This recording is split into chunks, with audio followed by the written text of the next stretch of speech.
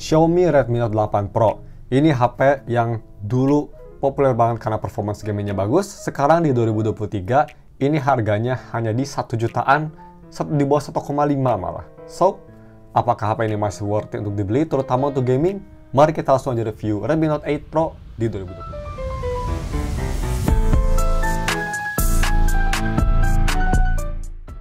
Halo guys, nama gue Sam dari Steph Tech, dan mari kita langsung aja review si Xiaomi Redmi Note 8 Pro. Seperti biasa, mari kita bahas dulu untuk si harga dan speknya. Untuk harganya sendiri, ini gue beli di harganya tuh sekitar 1,3 juta ya. Ini yang pastinya X resmi, kondisinya dia itu ada box, tapi sayangnya dia nggak ada charger sama itu. Sama apa satu lagi? Sama si charging cable-nya. Jadi sama si salurnya dia diganti pakai charger ACMIC, kabelnya, dan juga untuk charging brick-nya pakai charger ACMIC juga yang 18 watt. Ya, trade-off-nya lumayan bagus lah menurut gue. Dan untuk kondisi HP-nya sendiri, ini memang bukan yang terbaik, tapi masih sangat usable. Pertama, ini button sampingnya dia udah nggak kliki sama sekali, nggak ada feedback-nya sama sekali, kayak mendelep banget. Tapi dia masih bekerja ya, jadi untuk volume up, volume down, dia masih bekerja dengan baik. Bisa kita lihat masih bisa, cuma harus dipencet banget. Dan untuk lock juga dia masih bisa, cuma memang karena dia nggak ada haptic, jadi harus mencet banget si locknya tuh. Tapi ya, overall selain itu, HP-nya masih cukup oke, nggak ada masalah, headphone jack semua masih bekerja dengan baik. Dan seperti biasa, kalau misalnya kalian mau beli HP-nya, gue bakal taruh linknya di deskripsi. So, untuk harga segitu, HP ini menurut gue speknya masih bagus banget, terutama untuk gaming ya. Dia pakai chipset MediaTek Helio G90T yang masih oke banget menurut gue. Terus punya layar 6,53 inci IPS LCD Full HD display, itu 60Hz. Ada headphone jack, mono speaker, ada NFC, ada infrared, dan juga punya baterai sebesar 4500 mAh baterai yang bisa fast charging sampai 18 watt. So, speknya memang di harga 1 jutaan ini benar-benar sangat menggiurkan banget, dan bisa jadi untuk gaming ini terbaik di harganya di tahun 2023 dibanding HP second atau HP baru sekalipun. So, next, mari kita bahas untuk si desain dan displaynya. Untuk desain sendiri, ini memang desain belakangnya tuh ngingetin gue pada zaman 2019-2018 ya. Zaman HP-nya, kalau misalkan ingat, ini di zaman dimana HP-HP itu suka banget pakai warna-warna gradasi kayak gini. Gue sebenarnya kurang suka zaman kayak gitu. HP kelihatan alay banget, jadi kayak es krim pedal pop menurut gue. Tapi untuk Redmi Note 8 Pro, menurut gue ini implementasi warnanya masih cukup oke lah, masih cukup elegan, nggak terlalu on your face banget. Warna hijaunya masih cukup bagus.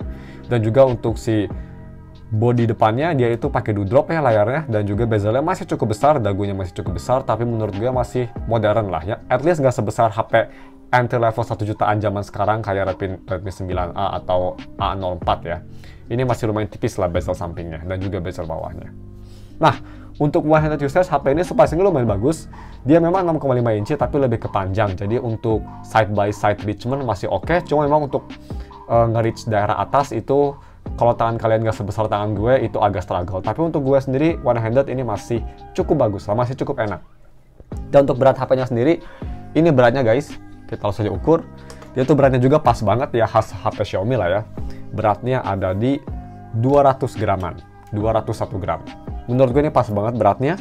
Gue lebih suka HP yang bobotnya agak berat, jadi kerasa kayak HP-nya tuh premium daripada HP enteng. Tapi banyak banget kan, banyak kan kayak Xiaomi 12 Lite itu effort price-nya tuh HP-nya enteng. Tapi gue kurang suka karena jadi kerasa kayak murahan. Walaupun 12 Lite tuh build-nya bagus, tapi gara-gara enteng jadi kayak aneh aja. Gue kurang suka sih, itu opini gue aja. Nah, selanjutnya mari kita bahas untuk fingerprint-nya. Memang pas HP ini pertama rilis banget, gue inget banget ini fingerprint-nya nggak bagus ya. Maksud gue tuh jadi untuk kelas Xiaomi ini kurang oke. Fingerprint belakangnya tuh, rear fingerprint-nya tuh nge-scan-nya tuh nggak reliable. Tapi masih oke.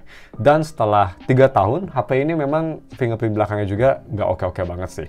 Bisa kita lihat itu nge-scan-nya kadang berhasil, kadang enggak. Dan kalau ingin selalu berhasil, itu harus dalam kondisi tangan kalian tuh super kering. Kalau misalnya tangan kalian lembab, kayak keringetan, pasti nggak bisa nge-scan 100%. Jadi ya, ini fingerprint-nya gue bisa bilang kalau mau di rating 4 dari 10 lah. Tapi at least masih bekerja. Tapi kalau misalnya aku jadi kalian sih, gue pasti bakal matiin aja fingerprint-nya pakai passcode, karena ribet banget kalau misalnya tangan kalian basah dikit udah nggak bisa bekerja. Tapi yang pastinya ini bekerja dengan baik, gak ada masalah, itu dari si NFC-nya. NFC kalau bisa kita coba scan pakai kartu GTO e-money, gak ada masalah. Pakai kartu flash juga, gak ada masalah. Scanning super cepat dan super akurat, masih berfungsi dengan baik untuk unit gue. Nice! Nah, untuk display juga, sebelum kita masuk ke kualitinya, Display unit gue nggak ada masalah sama sekali. Kalau misalnya kita ke kanvas putih, ke Instagram, dia nggak ada white spot ya, perfect, nggak ada masalah, nice. Dan untuk kualitasnya sendiri ini, menurut gue layarnya untuk harganya udah sangat bagus banget. Layar IPS Xiaomi memang oke banget ya, di harga 2 jutaan atau 3 jutaan itu udah sangat bagus banget. Dan ini harganya udah turun 1 jutaan, one of the best di harganya. Bisa kita lihat layar masih bagus banget, warna vibrant khas Xiaomi, layar sharp, jernih, dan juga viewing angle walaupun bukan terbaik, tapi masih cukup oke. Overall layar menurut gue masih bagus banget. Tapi yang menurut gue kurang bagus itu dari si visibilitas di bawah sinar matahari. Bisa kita lihat yaitu dalam kondisi cahayanya mendung, itu lux meternya tuh hanya di sekitar 5000 lumens.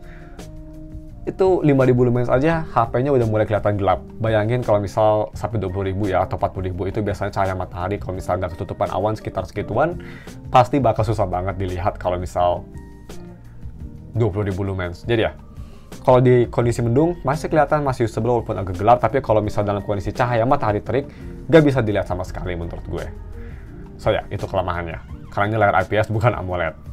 Dan untuk haptiknya sendiri, ini memang haptik murah, lebih kerasa suaranya daripada kerasa haptiknya. Suara buzz-buzznya tuh kerasa banget, kedengeran banget, bukan kerasa maksud gue. Jadi ya, ini haptiknya murahan, tapi at least dia untuk touch sendiri nggak ada masalah ya, nggak ada touch delay sama sekali. Overall masih sangat responsif, yang menurut gue itu lebih penting daripada haptik untuk harga segini. Nah, selanjutnya mari kita bahas untuk si audio quality-nya. So, pertama audio quality via headphone jack. Dia ada headphone jack, menurut gue itu masih mantep banget ya, masih ada headphone jack. Kondisi posisinya ada di bawah kiri nih. Ya untung aja Redmi Note 11 juga, HP baru ya, kayak Redmi Note 11, Redmi Note 10 itu masih ada headphone jack ya. Cuma sayang banget, Xiaomi udah nggak ngelakuin hal tersebut lagi. Kenapa? Kenapa Xiaomi? Tapi ya, ini masih ada headphone jack, posisinya di kiri, dan suaranya menurut gue ini cukup bagus ya. Dia lebih ke arah balance, jadi kalau misal gue coba tes pakai IM gue, Moondrop 2, itu punya karakter suara bright, HP ini masih bisa mempertahankan suara karakter tersebut. Suara masih kerasa bright, masih kerasa vokal jernih, crispy, bassnya flat, dengan soundset yang bagus, dan juga full volume yang bisa cukup keras tanpa distorsi. Overall, pakai HP ini untuk ngedengerin lagu nggak ada masalah sama sekali lah. Nggak ada white noise atau some shit like that, itu nggak ada. Dan juga untuk speakernya, ini dia hanya mono, tapi untuk mono menurut gue kualitasnya di harganya ya, untuk zaman sekarang cuma 1 jutaan, udah cukup oke. Ini kualitas speakernya mono tapi bisa cukup keras, dan suaranya juga ini lebih ke arah balance dan agak sedikit warm tapi masih balance dengan bass yang cukup oke, vokal yang bulat dan panci, nggak kerasa cempreng sama sekali, dan juga soundstage-nya untuk mono masih oke, jadi masih lumayan imersif. Overall ini speakernya menurut gue sih masih bagus. So, untuk lebih detailnya di dia speaker testnya, gue rekomen kalian pakai headphone biar bisa ngedengerin lebih detail. Check it out. Nah,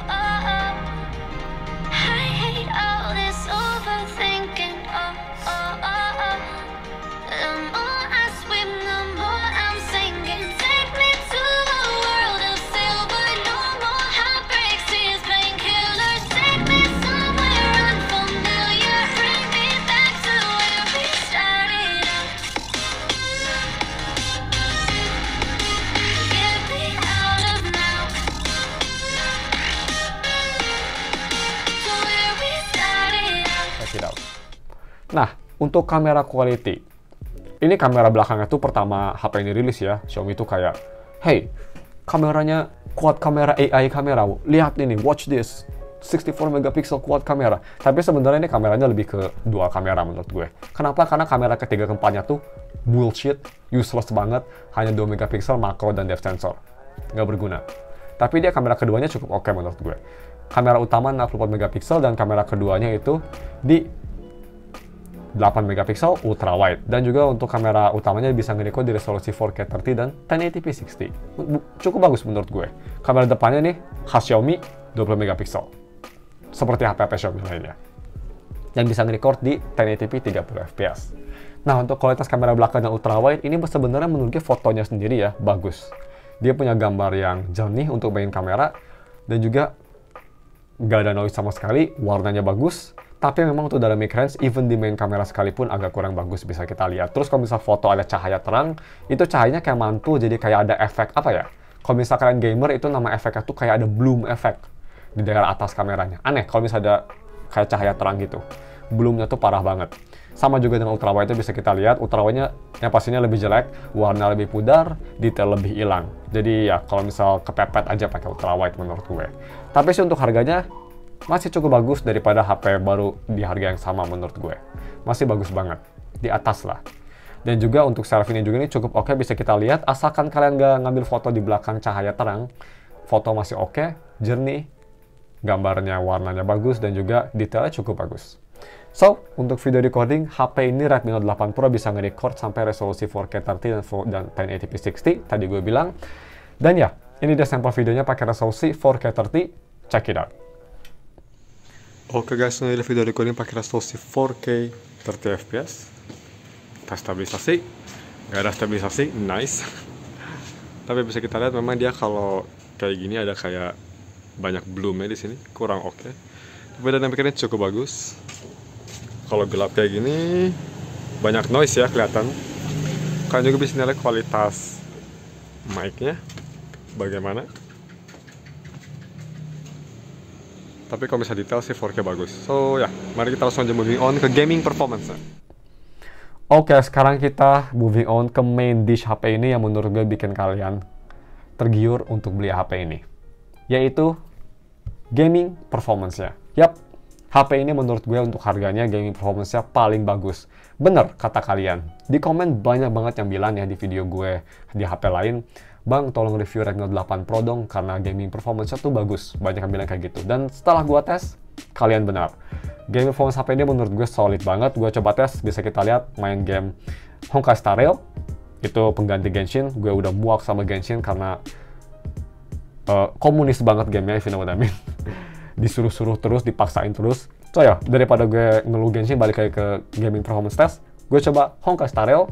Ini gue set di settingan low setting ya. Dia tuh di low setting, tapi banyak banget settingannya yang medium bisa kita lihat. Dan ya di low setting tuh bisa kita lihat tuh performance-nya bagus banget ya. FPS kira-kira itu sekitar 45-60 lah, kayak naik turun tergantung banyak efek atau enggak. Yang menurut gue masih cukup oke, tapi yang sangat impresif menurut gue dia nggak ada stuttering sama sekali. Jadi overall ini bagus nih, nggak ada stuttering sama sekali. Kalau main Honkai Star Rail, mungkin berkat RAM 6GB ya, yang masih sangat besar untuk di tahun 2023 di harga segini.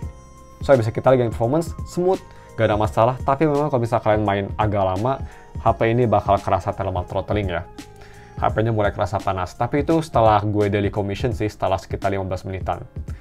Cukup lama menurut gue, karena gue kalau main game di HP nggak lama banget, jadi nggak masalah sih menurut gue. Oh ya, balik lagi ke Genshin tadi ya, Genshin rant sedikit aja. Gue kayaknya nggak bakal tes Genshin. Kalau misalnya di HP yang murah kayak gini, kita bakal tesnya Honkai Star Rail. Tapi kalau di HP flagship, mungkin kita bakal tes Genshin. Tapi gue nggak tahu karena gue udah retire sama game itu ya. Yap, gue ngerti Honkai Star Rail juga punya MiHoYo. Tapi, you know, mungkin Star Rail lebih bagus karena dia developernya dari Honkai Impact ya, yang gue lebih respect lah daripada Genshin.